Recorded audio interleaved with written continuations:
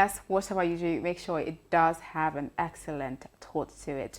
It's The Conversation on TOSTV Network, your digital first Pan-African news network. And you know that the conversation is coming to you from Abuja, Nigeria's capital city. And my name is Adesu Walsuyi. Before I go into the show, I'll bring you COVID-19 updates from across Africa, even though that is gradually dwindling. And after that, we'll, just move straight into the conversation for today.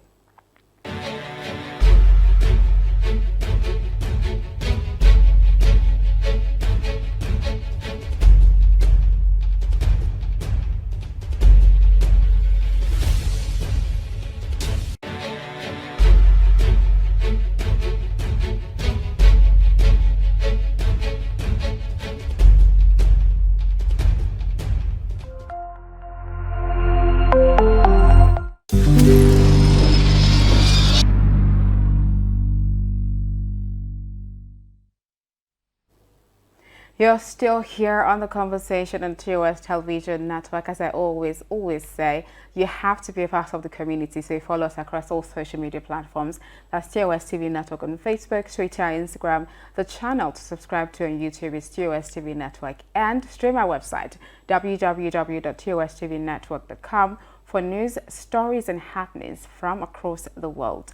Now, straight into the crux of the matter, the crux of the conversation. Now, recently, the House of Representatives, kind of raised a worrisome alarm that around 20 million Nigerians are currently suffering from one mental health issue or the other. And prior to that, in 2018, the Federal Ministry of Health submitted that 20 to 30% of Nigeria's population had mental health diseases. And that's what we're going to be looking at on the show today. 20 million psychiatric cases. Is Nigeria a recipe for mental health illness? And to join me in having that conversation is a clinical psychologist here in the studio, Dr. Jinadu Samuel. Good morning and welcome to the show. Good morning and thank you for having me. Yes, it's good to have you. Now, let's get straight into it. Going by the number that I read earlier, that means 3 out of 10 Nigerians have one form of mental illness or the other. But we still are a country that do not have any mental health legislation or any prioritize mental health. Why do you think that is? If we have that much number, but still don't even consider it at this point? Well, thank you for that figure. Mental health in Nigeria has been, one of the health burden that is, I would say, in the shadows. No lot of attention has been paid to mental health, not until recently. Even the legislature, the bill that is to regulate mental health practices and mental health intervention procedure, just started gaining traction, because prior now there was no civil society organization that is really interested in mental health, but recently we started seeing a whole lot. Because again, mental health burden is coming back home.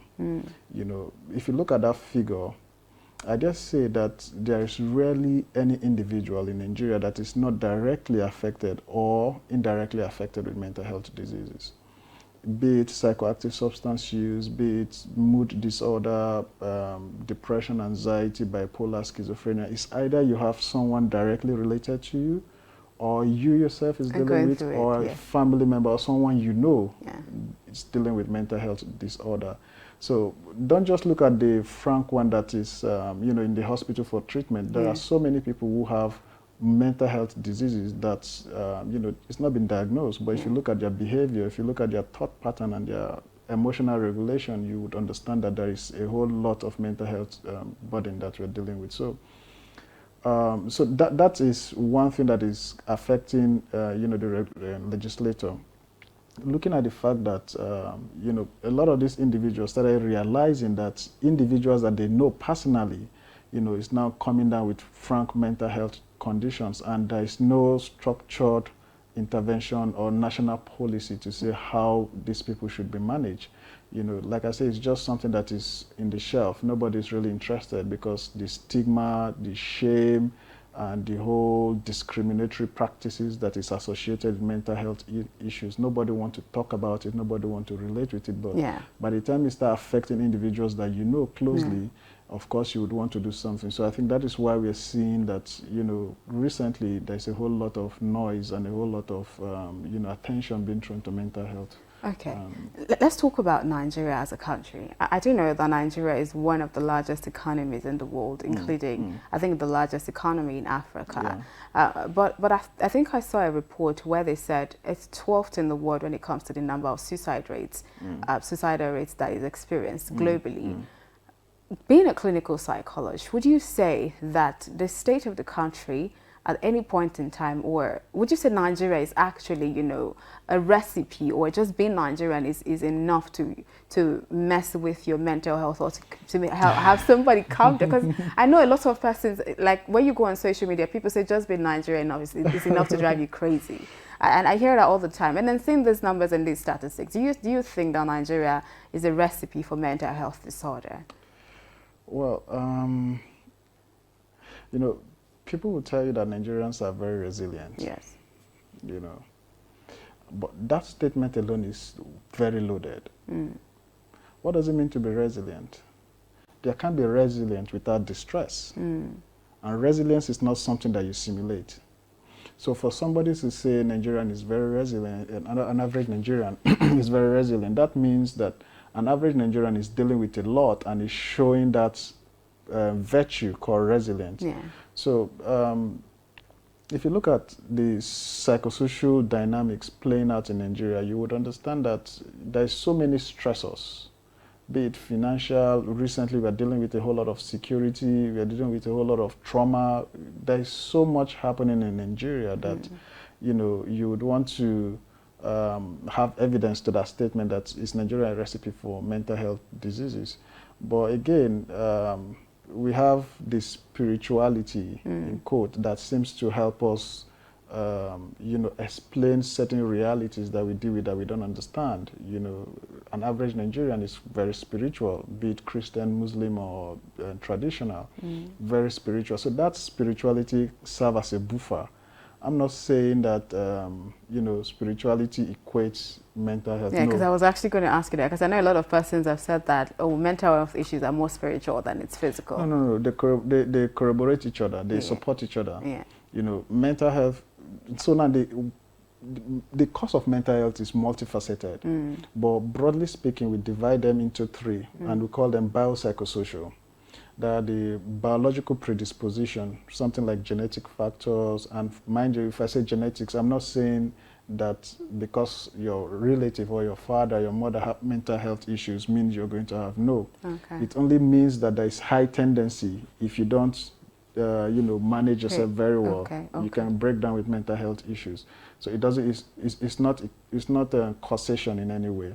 It's just saying there is high burden, and so the biological component is there, the psychological component, the social component is there. So all this put together, you know, predispose an individual to a mental health breakdown. All right. So when you look at the religious aspect tend to serve as a buffer.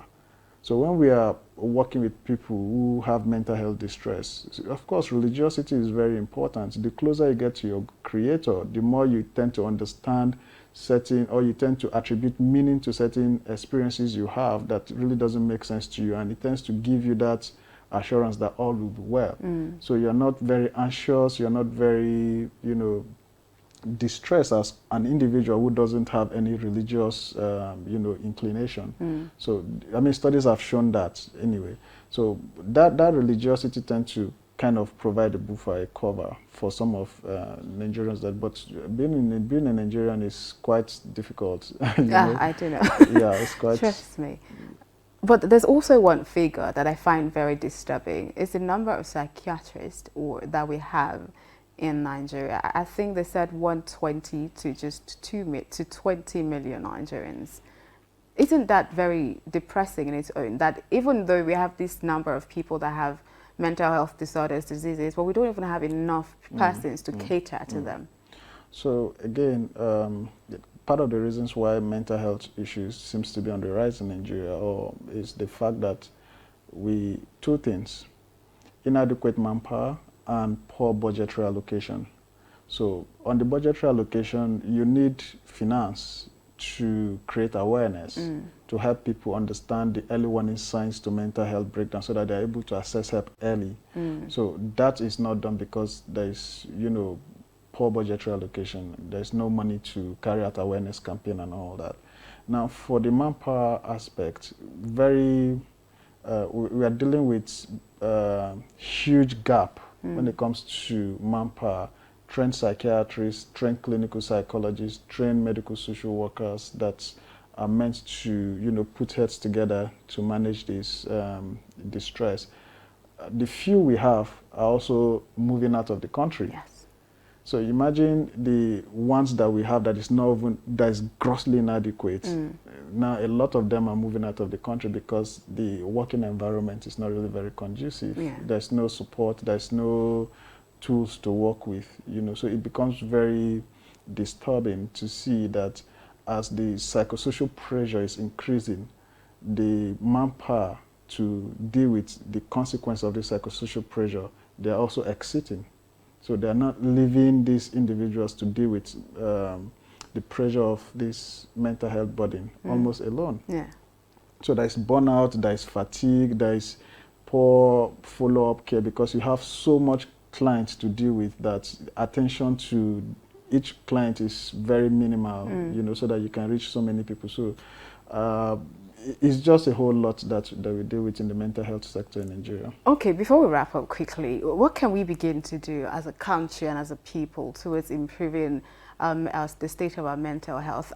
There's something I wanted to mention. I do know that every, workplace at this point, globally, even in Nigeria, they're beginning to capture I think the HMOs, medical, whatever, into. But mental health is not even captured in that one. And there's a whole lot of stress factor in the workplace. A lot of persons might not even fall sick in the whole year, but might have to deal with a lot of mental health issues at the time. So how do we begin to capture that into, the HMOs, and then what can we begin to do as a country and as a people? Well, I think it's to also create awareness, particularly to the HMOs, to help them see the impact of mental health in the workspace.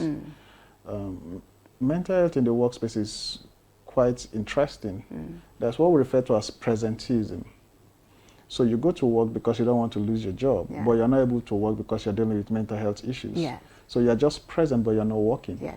So there's a whole lot of underperformance. There's a whole lot of issues that comes up with. So creating awareness to increase the uptake for mental health conditions. Mental health conditions can be a bit cumbersome to manage, especially if it's identified late.